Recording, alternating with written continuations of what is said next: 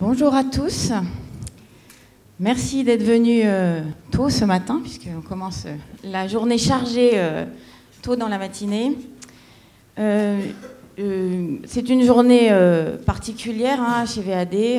Annuellement, on se retrouve autour d'une grande rencontre qui se termine par l'Assemblée générale de l'association. Donc aujourd'hui, on ne coupe pas à la tradition et nous allons aborder les questions de confort et d'ambiance urbaine dans la thématique de la santé.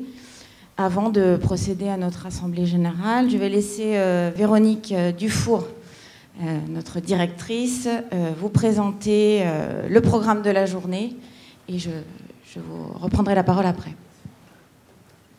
Donc, bonjour à tous. Avant de rentrer dans le détail du programme, simplement quelques petits points de précision. Donc, vous avez dû avoir une pochette à l'entrée. Donc, en fonction de si vous êtes adhérent ou non adhérent, vous n'avez pas forcément les mêmes documents dedans. Mais vous allez donc, en tout cas, retrouver la plaquette et les codes VAD pour les non-adhérents pour nous connaître un petit peu davantage. Vous avez également une rétrospective de l'ensemble de nos manifestations qu'on a organisées cette année. Donc avec toutes les visites de sites, conférences, ateliers. Donc vous retrouverez une synthèse de l'ensemble de ces événements dans ce livrable. Et vous avez aussi une note recto verso sur le programme d'action santé qu'on met en œuvre avec le soutien de la région Rhône-Alpes et avec quelques informations aussi sur une actualité réglementaire. Et également dans le hangar en libre service, vous pouvez retrouver nos dernières productions, les reportages chantiers et les dossiers de présentation des groupes de travail. Et la dernière chose que vous pouvez regarder dans le hangar, c'est l'exposition Rhône-Alpes plus 20, qui met en lumière une vingtaine d'opérations rhône-alpines à la pointe. Aussi bien des opérations de construction que d'aménagement. Enfin, vous trouverez un espace participatif pour poser vos questions donc sur le thème de la santé en ville, des ambiances urbaines et des trames vertes et bleues. Donc c'est un atelier participatif. Il y a des personnes qui sont là pour vous accompagner, donc à savoir Héloïse, Lise et Emmanuel. Vous les reconnaîtrez avec leur badge. Donc n'hésitez pas à contribuer à cet atelier. Et enfin, le programme de la journée. Donc ce matin, jusqu'à 10h50, une série d'interventions. On fera ensuite une pause de 10 minutes pour poursuivre jusqu'à midi. Donc on aura ensuite une pause déjeuner de midi à 13h30 et on enchaînera sur la fin de la conférence jusqu'à 15h10. Qui marquera donc la fin de la rencontre sur santé, ville et ambiance urbaine. Et on clôturera par notre assemblée générale avec un cocktail à la fin. On espère que vous resterez nombreux. Et puis une petite surprise qu'on a intitulée « Noël des professionnels » sur le thème santé et ville. Donc on vous laissera découvrir ça en fin de journée. Et là, je repasse rapidement la parole à Karine pour qu'elle vous dise 2-3 mots sur le programme d'action santé. Alors, pourquoi cette conférence aujourd'hui, cette rencontre Nous avons été missionnés par la région Rhône-Alpes cette année dans le cadre d'un programme Action Santé pour développer les thématiques de la santé, à la fois à l'échelle du bâtiment, mais aussi à l'échelle de la ville, avec comme objectif d'apporter des réponses concrètes et opérationnelles pour les professionnels et l'ensemble du réseau que nous avons constitué autour de cette thématique. J'en profite pour remercier l'ensemble des membres du réseau qui participent activement aux contributions et à l'avancement de ce programme. L'objectif, c'est aussi d'accompagner les professionnels et de collecter les bonnes pratiques. Ce programme d'action se déroule en 2 thèmes, 2 axes.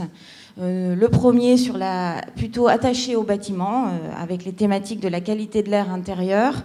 Et puis le deuxième axe qu'on a intitulé thèmes émergents, qui constitue l'objet de cette rencontre aujourd'hui, sur les conforts et les ambiances urbaines, la qualité de la santé à l'échelle de la ville.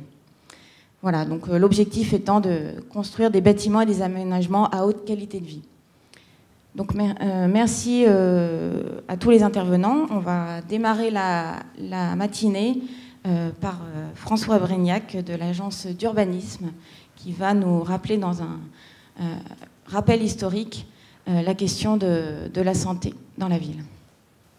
Bonjour à tous. Voilà, donc je vais essayer de dresser un peu un récit de la question de la santé qui, je pense, n'est pas une approche sectorielle. Donc l'histoire, le récit de la ville nous montre bien que ce sont des courants de pensée successifs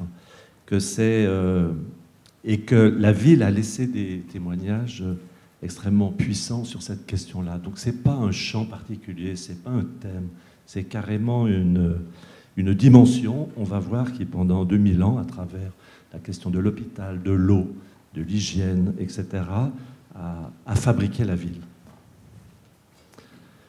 Juste pour rappeler un peu ce que tout le monde connaît déjà, c'est un peu la question principale, c'est comment notre urbanisme s'est toujours construit sur une conquête sur son site, sur ses fleuves, sur ses collines.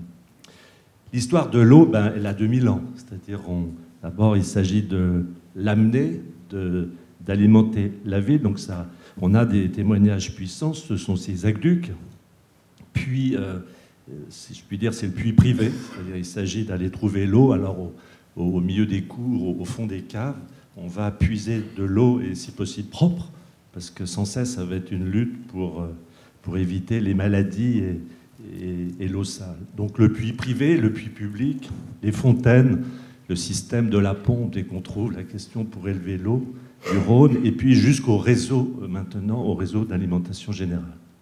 Donc, on voit bien qu'il y a une construction puissante, une conquête pour avoir une eau qui évite bien sûr les foyers infectieux et la maladie. La ville est vraiment concentrée autour de la Saône à cette époque-là. L'hôpital, naissance de l'hôpital, donc là c'est le soin. Alors bien sûr c'est l'hospitalité lyonnaise, le rôle social de l'hôpital, la construction de l'hôtel-dieu, on va voir, hein, du vinatier, etc. Donc c'est l'hospitalité, la charité, le soin. Et dans cette culture lyonnaise où le laïc rejoint le religieux, où le politique est lui-même maire, on ne compte plus les maires médecins. Bref, il y a une culture extrême, il y a Rabelais, bref, il y a toutes les innovations médicales autour de l'hôpital. Et on a, de manière assez extraordinaire, du reste, un peu le portefeuille, le récit de l'architecture hospitalière à Lyon, depuis l'Hôtel-Dieu, la Charité, la Croix-Rousse, l'Anticaille, le Vinatier, Grange-Blanche, Neuro, Cardio, le Tripôle, aujourd'hui des hospices civils. Bref, en fonction de l'évolution des innovations et des découvertes médicales, eh bien, l'architecture s'est adaptée. Elle a été pneumatique, pasteurienne, jusqu'à l'idée des blocs, un peu, des hôpitaux monoblocs cardio-neuro, et jusqu'à maintenant. Voilà, donc on a un patrimoine assez exceptionnel sur l'hôpital. Au XVIIIe, la question centrale, c'est de desserrer la ville qui est coincée entre les fleuves. Donc il faut se protéger du fleuve qui est maléfique, qui inonde, qui charrie les maladies, etc. Donc il faut s'en protéger et en même temps s'étendre sur des terres qui sont marécageuses, sont les Brotteaux, les Launes, etc. J'insiste pas, on connaît les deux grands projets de Morand et de Perrache, mais voyez que là, pour cette simple question de la protection de la ville, eh bien, l'urbanisme lyonnais va prendre une dimension assez considérable. Le 19e, c'est la lutte, le fléau, c'est le taudis. Donc c'est la lutte contre l'insalubrité et qui va carrément dicter tout cet urbanisme du 19e. Donc c'est aussi les grandes lois sanitaires, 1841, l'expropriation d'utilité publique, donc qui va permettre d'aérer les tissus anciens, 1850, les lois Melun sur les commissions de salubrité, donc qui vont être obligatoires dans les départements puis dans les communes. 1894, la loi Siegfried sur les HBM de chaque département. Voilà, donc on est dans cette configuration-là. Voilà la rue de la Barre en 1834. Alors tout est taudis, les populations sont entassées dans ces tissus. Il n'y a pas d'air, il n'y a pas de lumière, donc il faut rénover. Et Weiss à Lyon, Haussmann à Paris, Weiss, préfet du Rhône à Lyon, donc il y a les fonctions du maire, donc va entreprendre ce que l'on connaît, les grandes percées, donc qui vont aérer le tissu urbain. Le tissu urbain lyonnais et de manière extrêmement importante. On voit ici, bien sûr, ce qui est jaune, ce sont les percées, et puis en noir, on voit les conséquences sur les bâtiments démolis. En même temps, donc, il y a le parc urbain donc, du 19e qui relaie le parc du 18e plus classique, donc, a un rôle social. Il doit, oui, c'est un peu une antidote à l'entassement des populations dans les villes.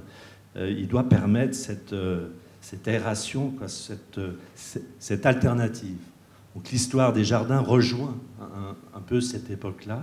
Alors on a le parc de la Tête d'Or, un an avant Central Park, et dans toute l'Europe du Nord, les parcs vont se développer. Voilà. La rénovation de la presqu'île, donc plus les parcs, c'est tous les travaux du 19e siècle. Le 20e, début du 20e, alors là c'est assez exceptionnel, puisqu'on a une triade, on a 3 personnages qui vont, entre 1900 et 1950, refaire la ville au nom de l'hygiène. Herriot, Jules Courmont, les médecins, et Tony Garnier, donc l'architecte de la cité industrielle. Et chacun était pris de des théories hygiénistes. L'hygiène devrait être l'unique source de toute loi, dit Herriot. Et pendant 50 ans, et bien cette triade va construire ce que l'on connaît, ce sont ces cités-jardins, hein, celle des États-Unis. Alors, à partir du concept de la cité-jardin de la fin du 19e, début du 20e siècle, la cité de Tony Garnier donc, va prendre en compte ces questions à la fois de densité et d'aération. L'indice, le critère de la densité pour les hygiénistes est du reste un critère essentiel. Aujourd'hui, on se pose la même question. Hein, comment densifier tout en maintenant de la nature en ville?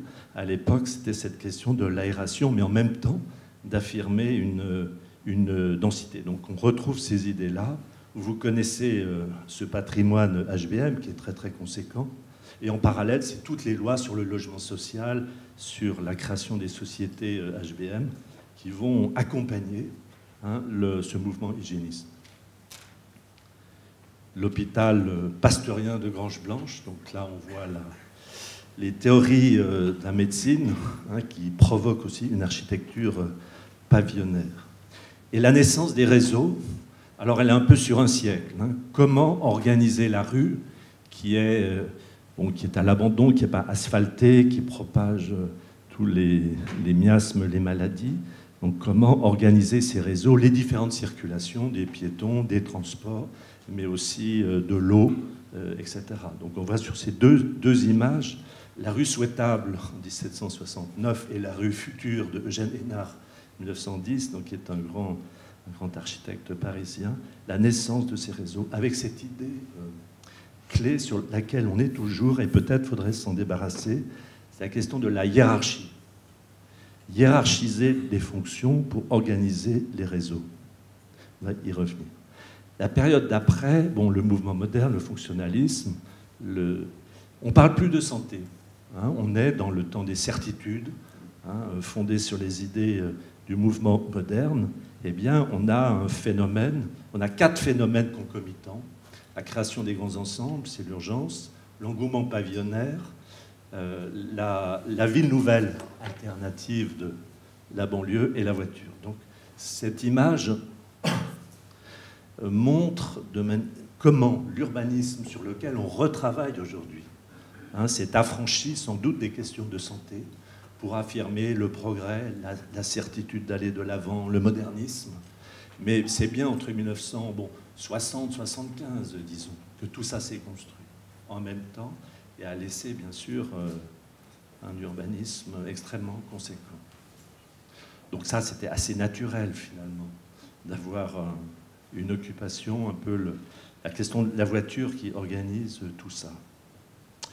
Les années 85-2000, il y a un virage, et tout à coup, c'est la charte d'Aalborg en 85, c'est le début de la question de l'environnement. C'est-à-dire, d'abord, on est dans l'incertitude, les temps ont changé, et on ne peut plus programmer la ville, on ne peut plus avoir un regard quantitatif, fonctionnaliste, il faut revenir sur l'environnement. Et je pense que ce qui témoigne le mieux de cette époque, c'est l'espace public. Alors, l'espace urbain, peut-être au sens large, que tout le monde connaît bien, la place, le jardin, la lumière, la couleur, l'architecture.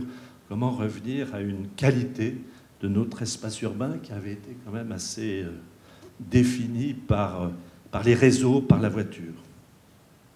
L'environnement, le développement durable, et on arrive aujourd'hui, peut-être dans cette période, où on est revenu sur la santé, mais sans le dire. Alors, ce que je vais essayer de montrer, c'est comment, à travers nos différentes politiques publiques, on parle de santé, mais toujours sans mettre au firmament, au fronton, la santé. On mettait l'hygiène, la lutte contre l'insalubrité au 19e, l'hygiène au 20e. Aujourd'hui, on n'est pas encore à dire, c'est la santé qui est la finalité, au fond. La santé est un état optimal de bien-être physique, mental et social, et pas seulement l'absence de maladie ou d'infirmité, OMS 1946. Et c'est vrai qu'il y a depuis, et réellement depuis 1970, des résolutions des institutions internationales, il y a des résolutions, il y a des conférences depuis Rio, Stockholm, etc., qui affirment cette idée-là, que la santé n'est pas sectorielle, mais qu'elle est fondamentalement liée au développement urbain et qu'elle doit être accessible à tous. Donc il y a une batterie de résolutions qui, bien sûr, ne sont pas dans l'obligation de se mettre en œuvre, tant que les États s'en emparent pas vraiment, mais il y a ce background qui fonde quand même ce retour à une vision plus large de la santé. Et puis des pathologies urbaines, qu'on constate quand même, l'obésité, les troubles mentaux, les maladies respiratoires, etc., qui progressent du développement urbain. Alors, sur les déterminants de santé, on peut agir sur 15 à 20%. C'est-à-dire, c'est ce que disent un peu les scientifiques, on ne sait pas exactement, mais en gros, il y a 20% de marge de manœuvre où on peut agir favorablement. Mais il y a d'autres déterminants. On a chacun une carte génétique, on a chacun des modes de vie, et puis il y a des aléas qui font que notre santé peut aller dans un sens ou dans un autre. Mais pour, disons 20%, je pense, on peut agir. Alors qu'est-ce qu'on fait? On fait déjà la question des risques naturels, géotechniques et technologiques. Il y a l'idée de la protection. Il y a 50 à 60 000 Lyonnais qui sont exposés à ces risques. Mais c'est paradoxal. Par exemple, la vallée de la Chimie, qui est le haut lieu du risque, c'est aussi là qu'on fabrique les remèdes. C'est le haut lieu de la pharmacie lyonnaise. Et c'est là qu'on fabrique les remèdes qui vont nous guérir. Paradoxe. La santé est toujours dans un paradoxe. La deuxième question forte qui vient, et la loi Hôpital de 2010 le dit très clairement, c'est les inégalités de santé. Vous voyez ici l'IDH, qui est l'indice de développement humain local. Alors qui est intéressant, on avait le PIB qui mesure l'économie, l'empreinte écologique qui mesure la ressource, la consommation de l'espace, et l'IDH mesure cet indice de développement humain. On voit sur des critères d'espérance de vie, de diplôme et de revenus, quand même une répartition, une santé qui n'est pas également répartie. On retrouve la question Est-Ouest, avec des espérances de vie qui ne sont pas les mêmes. Les revenus non plus, mais tout ça s'accumule. Donc, l'Agence régionale de santé affiche en tout cas cette question de l'égalité comme centrale. L'accès aux soins, donc par conséquent, devient une question forte.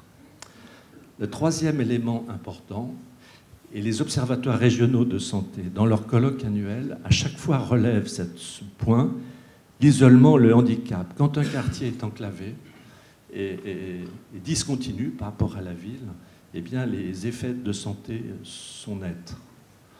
Donc on est plus malade ou plus, bien sûr, plus isolé. Et la santé mentale est une question absolument fondamentale qui est provoquée par l'isolement des quartiers. La question des personnes âgées sur la santé, elle est clé. Et là, il y a une politique qui bouge. C'était le maintien à domicile jusqu'à ces dernières années. Et il y a de nouveaux programmes sur vivre dans son environnement. Une adresse aux personnes âgées pour rompre leur solitude, pour les sortir, bien qu'elles puissent accéder à l'espace public, aux services, etc. Je pense que c'est un élément important. Quatrième point clé, motorisation et pollution. Ben, c'est clair. Et là, il faut être sérieux, puisqu'on parle de 42 000 morts prématurées par an en France, avec la question des asthmes, des maladies respiratoires, etc. Et d'une espérance de vie qui a baissé. Il y a 6 mois de moins à Lyon, 9 en Europe. Donc là, on est vraiment sur des questions sérieuses. Et alors, est-ce qu'on en a encore pris peut-être une conscience suffisante? Je ne suis pas sûr, mais ça vient. Et ces questions-là se cumulent avec les allergies. Et là, on n'est pas gâté, puisque sur cette situation de carrefour et de bassin rhodanien, on est exposé plus que tout autre. Voilà. Alors, par rapport à ces questions de comment on organise nos déplacements et nos transports, on a toute la batterie qu'il faut. On a un réseau express régional, on a un transport TC qui se densifie, des parcs relais qui s'imaginent, des modes doux, un plan pour les personnalités à mobilité réduite. On a ça, on est exposé encore, on est en contentieux sur les questions de l'air. On a fait un premier pas, on est en train de faire un premier pas sur la requalification de nos autoroutes en ville. Alors, la rue Garibaldi, sans doute l'exemple le plus emblématique, peut-être pas le plus difficile, parce que ce n'est pas un axe qui est vraiment chargé. Mais le SCOT affirme, et on voit à gauche le plan, la requalification de ces infrastructures. Alors, vous connaissez le combat sur la requalification de l'A7, etc. Mais c'est tout ce réseau autoroutier implanté au cœur de la ville dans les années 60 qu'il faut requalifier. Et apparaît, peut-être pas encore bien chez nous, mais dans les pays nordiques, la question de la sédentarité et du mouvement. Et on verra donc de la marche. Au début du XXe siècle, la population était rurale et active. Elle était debout 8 heures par jour. Aujourd'hui, c'est une demi-heure par jour. On est 5 heures par jour assis et on ne marche plus. Donc ça a alerté pas mal de gens pour mettre en avant la question de la marche et de l'effort physique. Donc il y a des programmes au niveau du ministère de la Santé partout en France. Donc la marche comme mode qui ne serait plus résiduel, subalterne, mais qui serait premier, apparaît et ça se conjugue avec les problèmes de mobilité, donc de l'usage du numérique pour la régulation de la circulation. Donc je pense que ces deux phénomènes sont essentiels parce qu'ils vont nous amener, on voit déjà un peu, à revenir sur l'espace public de manière extrêmement forte, et en particulier sur le réseau viaire. Donc voilà 4 plans qui témoignent, je pense, du retour sur l'espace public, de la cohabitation, avec des principes un peu nouveaux où on baisse les vitesses pour obtenir des espaces qui ne soient plus partagés entre eux, mais où cohabitent les différents modes, où on n'est pas obligé de faire des trottoirs, on peut imaginer des rues, jardins. Bref, on voit partout en Europe un peu cette approche nouvelle où on redéfinirait l'espace viaire. Donc après les années 90, on s'est occupé des places. On est, je pense, aujourd'hui, on aborde la question de l'ensemble du réseau viaire pour le redéfinir et le considérer comme un espace public. Ça, c'est le thème qui est en cours. Et puis il y a une autre réflexion qui est adjacente, mais qui ne se connecte pas, c'est sur la biodiversité et la nature en ville. Exagéré sans doute. Avec l'eau. Voilà. Alors, on retrouve le végétal et l'eau qui avait disparu depuis le XVIIIe siècle avec les fontaines. Et on arrive à concevoir une nature donc, qui n'est plus un décor, un paysage, mais qui est plus une nature humaine. Au fond, on retrouverait cette idée forte de la biodiversité où on cohabiterait dans un espace de nature et peut-être avec des animaux aussi. Donc le schéma où la nature était mise à distance, c'était considéré comme des ceintures vertes à l'extérieur de la ville. Aujourd'hui, c'est le schéma inverse, radial, où on essaye de faire rentrer des corridors écologiques, des promenades, etc. Et ce qu'on voit bien, c'est que l'espace public est le lieu de cette convergence-là. Mais ces deux débats sont totalement cloisonnés. On parle des modes d'eau d'un côté de la marche, de l'autre, on va parler de la nature en ville, mais ce qui est bien commun, c'est l'espace public. Alors tout à l'heure, on va parler des ambiances, etc. Mais là, il y a sans doute un champ de transformation totale de la ville, hein, parce que si on imagine qu'on met des vitesses très basses, donc on peut raisonner les transports de manière très très différente. Si on ne le fait pas, c'est, je pense, parce qu'on est encore sur le thème de la hiérarchisation. Moi, c'est terrifiant ce truc, parce qu'il a 200 ans, il est toujours dans nos têtes. Il faut qu'on hiérarchise alors le trafic de transit, interquartier, machin, et ça provoque des espaces différents. Si on dit qu'il n'y a plus de hiérarchisation, le piéton, il est comme la voiture, il est comme le transport en commun, il est à même niveau, il n'est pas subalterne, il a le droit de citer sur l'espace public, alors peut-être que l'aménagement sera tout autre. Une autre question, la forme de la ville. Donc c'est une grande question, c'est la question centrale du plan local d'urbanisme. Comment densifier? Densifier et faire de la nature en même temps.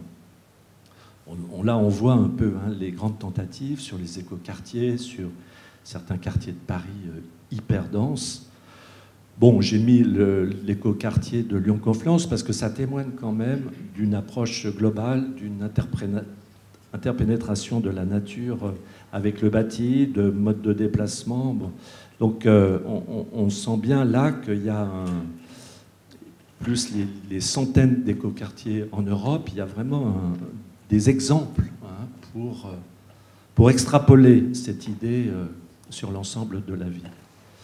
Alors, à l'échelle au-dessus, si je puis dire, de la planification, là, il y a un basculement. À gauche, on voit, donc on sort d'un urbanisme où la ville s'est étalée considérablement.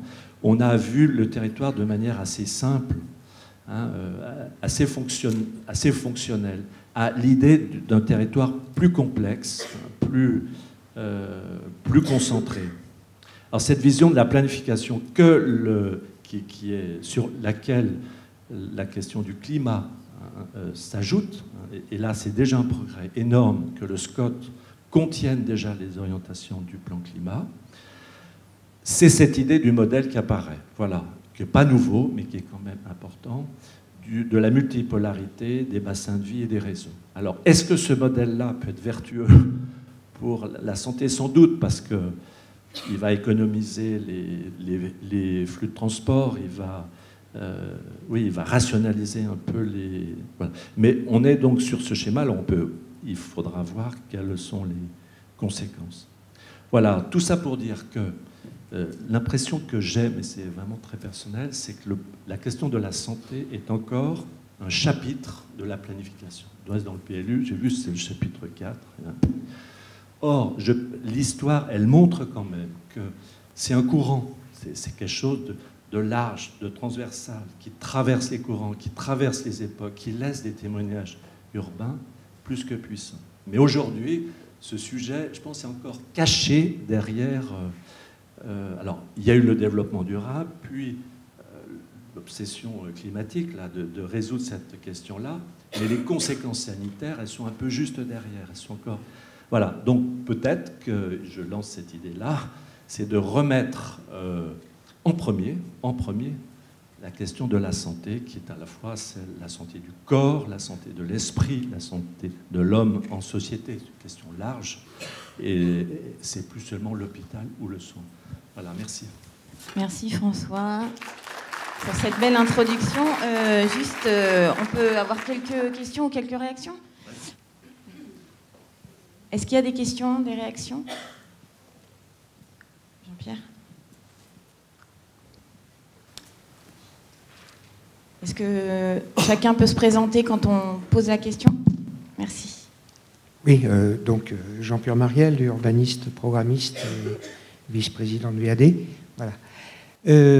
Oui, ce qui est quand même intéressant, c'est que par rapport à notre réseau, par exemple, et nos pratiques de professionnels, à travers la question de la santé, il ne s'agit pas de rajouter un volet supplémentaire et une thématique supplémentaire, au même titre que l'énergie est une entrée transversale sur l'ensemble des thématiques du développement durable, autant évidemment la santé est un aspect, une façon d'entrer aussi. Ce qui est intéressant dans cette présentation, c'est qu'on voit que c'est connecté à l'ensemble des problématiques urbaines et d'aménagement du territoire derrière.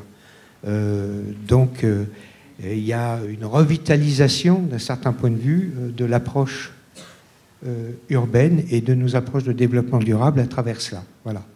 Donc, moi, je bois du petit lait là, dans cette présentation. D'autres réactions ?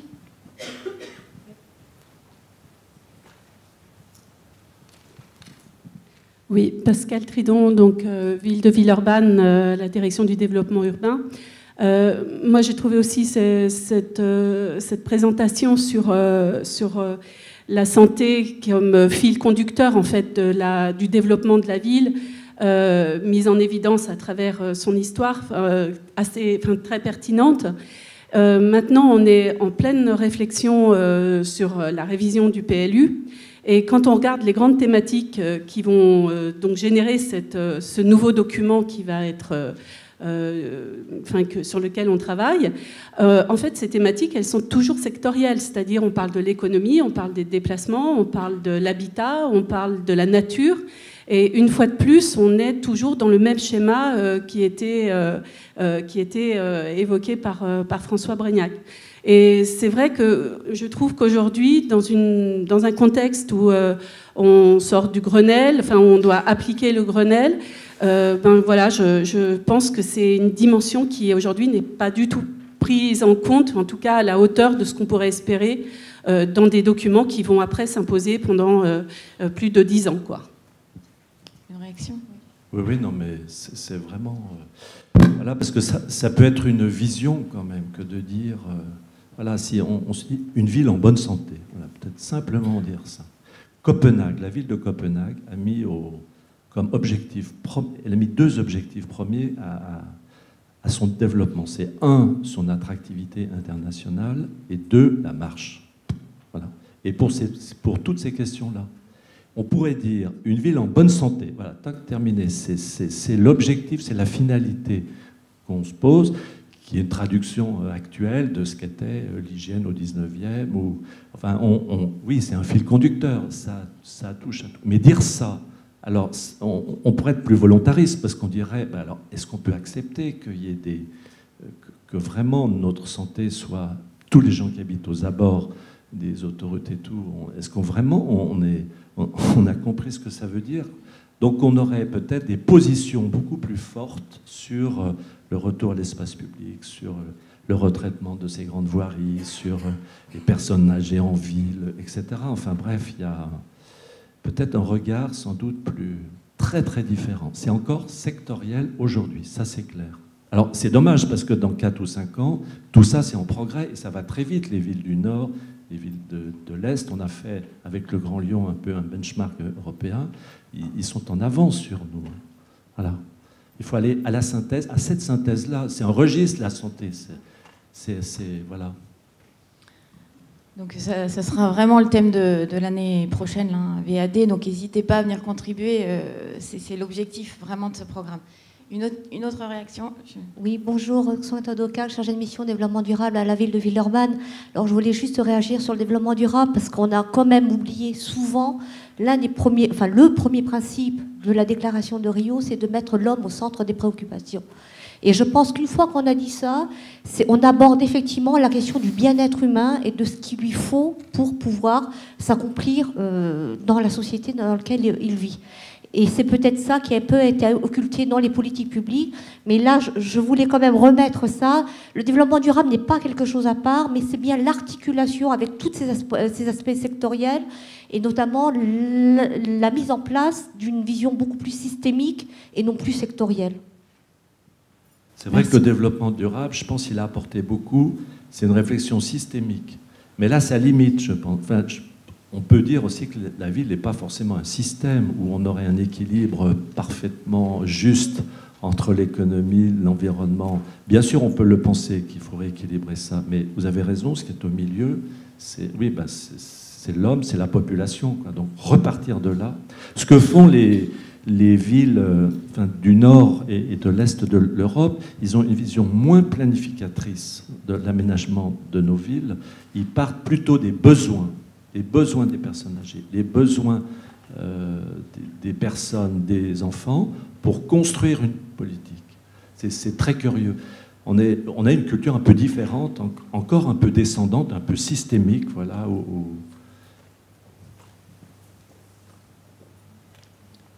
Une autre, oui, Olivier.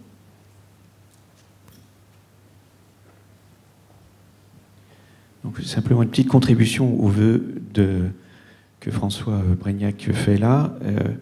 L'histoire, enfin bon, moi je vous renvoie à ce petit bouquin là dont j'ai entendu parler il n'y a pas très longtemps, de Marc Desfos, qui s'appelle L'Apocalypse joyeuse. Voilà, l'histoire montre que de tout temps, la question environnementale en fait a toujours été posée. Par des gens, des individus qui avaient envie de la poser. Hein. On n'est pas les premiers dans l'histoire urbaine ou dans l'histoire à se poser cette question-là. Et que les politiques ont réagi en laissant en général beaucoup filer les choses. Voilà. Donc,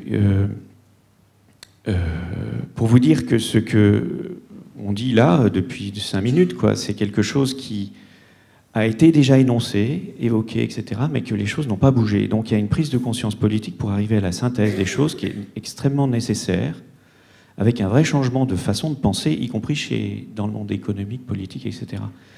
Et cette petite histoire, l'Apocalypse joyeuse, elle est très intéressante parce qu'elle doit nourrir, en fait, pourquoi aujourd'hui, enfin, comment aujourd'hui on peut transformer peut-être les façons de penser en ne suivant pas ce même modèle qui a été de laisser filer, en fait, la pollution, etc. Voilà. Mais c'est peut-être un cycle de pensée. Au début, on est préoccupé par l'environnement, la nature est hostile, elle est dangereuse, il faut la régler, et puis etc. L'idée, c'est un cycle, mais c'est toujours cette même idée qui monte. Au 19e, c'est la révolution industrielle, c'est la question sociale qui est posée complètement. Aujourd'hui, c'est une question plus large, sans doute plus environnementale. Mais c'est cette même idée, c'est un grand cycle, quoi, de comment on s'ajuste à notre environnement, mais à chaque fois, bien sûr, dans des contextes complètement différents.